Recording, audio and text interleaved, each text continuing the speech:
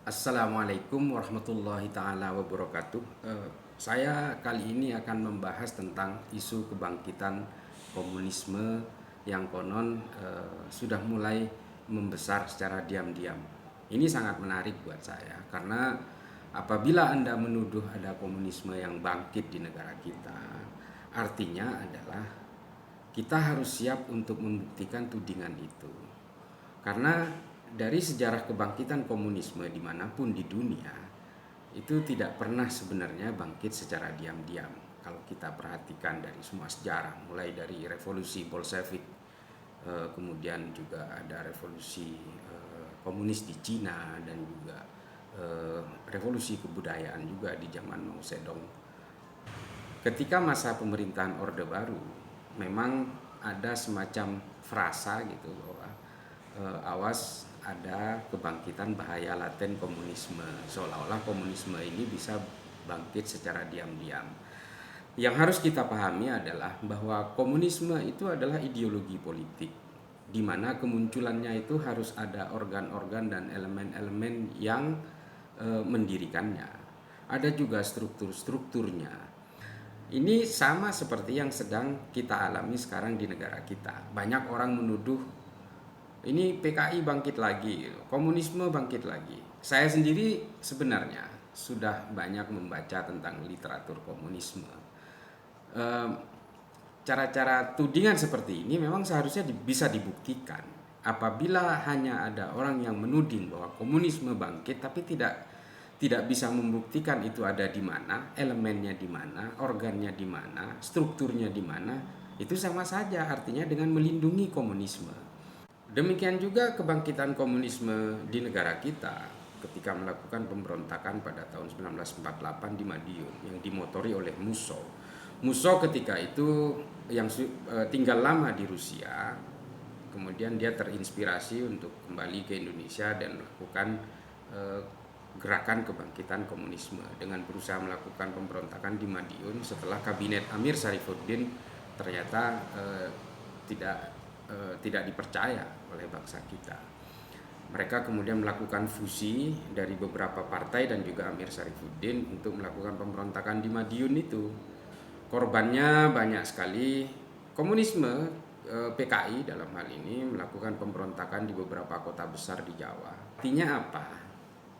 Komunisme ini sebagai ideologi politik juga tidak mungkin bergerak diam-diam. Dalam konteks begini ya, kalau kita berbicara ideologinya, ideologi dimanapun selalu masuk diam-diam, termasuk seperti ideologi khilafah yang dilakukan oleh Hizbut Tahrir.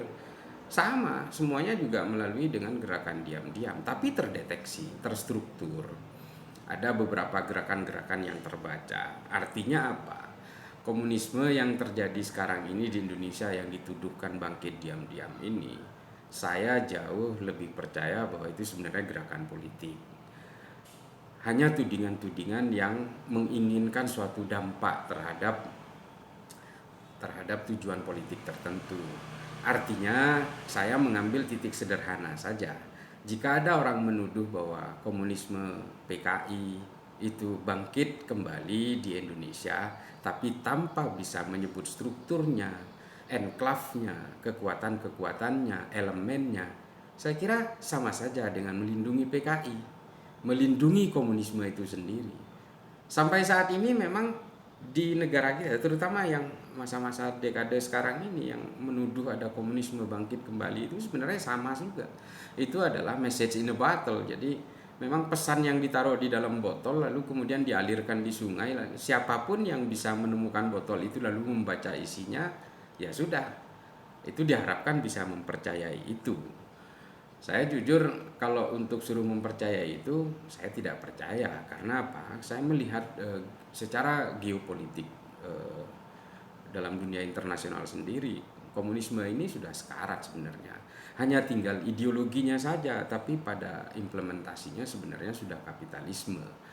Seperti di Vietnam, ideologinya juga masih komunis. Di Cina pun juga, tapi dunia ekonominya, geliat ekonomi mikro maupun makronya sudah betul-betul melebur dengan dunia kapitalis. Kita semua tahu sekarang bahwa ternyata Cina memang tidak tertutup sama sekali. produk-produk hedonisme ala kapitalisme barat juga udah mulai masuk semua ke Cina, termasuk juga di Vietnam. Saya berkali-kali ke Cina dan juga ke Vietnam, saya merasakan itu. Artinya apa? Mereka itu di Cina dan juga di negara-negara komunis lainnya. Kalau di Rusia kita sudah tidak perlu bicara. Di Rusia komunisme sudah betul-betul ambruk. Tapi kalau di Cina dan juga Vietnam, saya merasakan bahwa ternyata di sana memang hanya tinggal ideologi, tinggal bendera, tinggal upacaranya saja. Tapi kesehariannya sudah tidak ada komunisme sama sekali.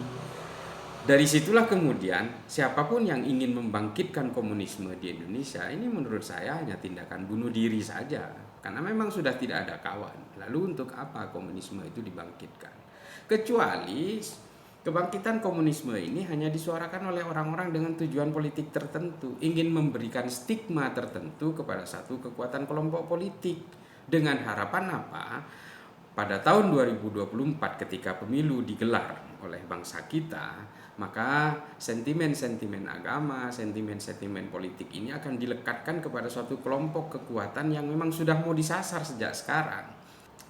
Akan bisa dibayangkan bahwa salah satu kelompok itu akan dihajar dengan stigma komunisme yang sudah dibangun sejak awal tadi. Ini memang perilaku propaganda politik yang jamak terjadi dimanapun. Termasuk juga ketika di Rusia, juga di Cina, ketika komunisme bangkit itu sebenarnya juga melakukan hal yang sama. Makanya saya curiga begini, jangan-jangan yang membangkitkan isu komunisme bangkit kembali di Indonesia ini jangan-jangan belajar juga dari orang-orang komunis di Rusia kepada di sejarah-sejarah Bolshevik, sejarah-sejarah Mao Zedong, Partai Komunis Cina dan sebagainya. Karena demikian juga dengan Partai Komunis Cina pada tahun 1949 juga melakukan hal yang sama. Dia menggunakan isu-isu yang digulirkan, menggunakan isu-isu message in the battle itu dengan destinasi unknown. Ini memang praktek lama yang dilakukan oleh orang-orang komunis. Untuk apa? Untuk mendiskreditkan kekuatan terbesar di dalam suatu negara itu. Dulu Bolshevik berhasil menghancurkan kekuatan-kekuatan sebelumnya dengan cara seperti itu juga. Inilah kemudian mengapa Mao Zedong bisa mengusir Kuomintang dan sebagainya. Kekuatan-kekuatan borjuis di Cina diusir oleh Mao Zedong. Demikian juga Partai Komunis Cina berhasil mengusir kekuatan-kekuatan kapitalis di Cina yang pro barat waktu itu, Kuomintang. Kuomintang juga berhasil diusir dari Cina dengan menggunakan cara yang sama.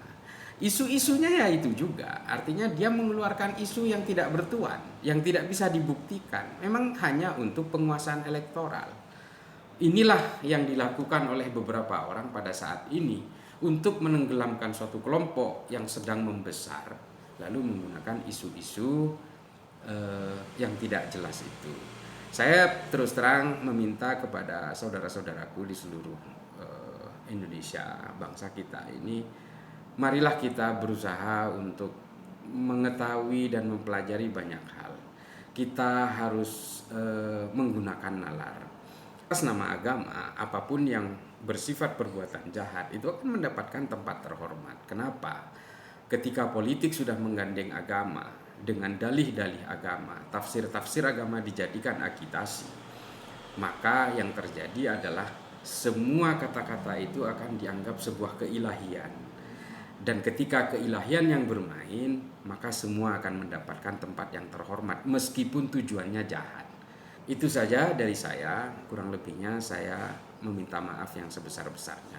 Wassalamualaikum warahmatullahi taala wabarakatuh.